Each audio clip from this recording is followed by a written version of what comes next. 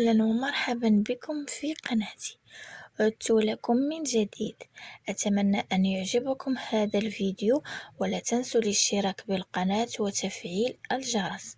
كما وعدتكم في قناة زينب داريمي، دائما سوف أضيف لكم مجموعة من الأشياء التي تساعدكم في مشاريعكم كيفما كانت، يعني بالكيك، بالحلويات، بالكيك اليومي، بالكيك ديزاين، أي شيء أجد أنه فيه مشروع مربح ومفيد سوف أضعه لكم في فيديو في قناتي، حتى تتمكنون من معرفتي والحصول على هذه الأشياء المفيدة التي تصلح لمشاريع، هي مشاريع آنية، يعني هناك أشخاص يقومون بها.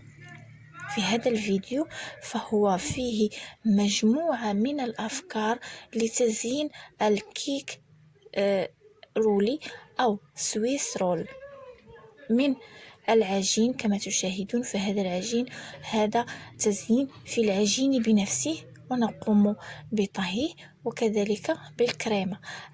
أما بالنسبة لطريقة عمله فستجدونه على فيديو آخر بقناتي، سأترك لكم رابطه في أول تعليق لتشاهدوا كيف تقومون بهذا الكيك ومقادير إلى ما ذلك أشياء.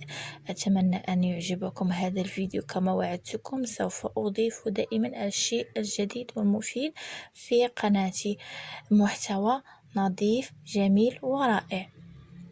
نلتقي في فيديو آخر إن شاء الله مع أنواع كيك كوري آخر. إلى اللقاء.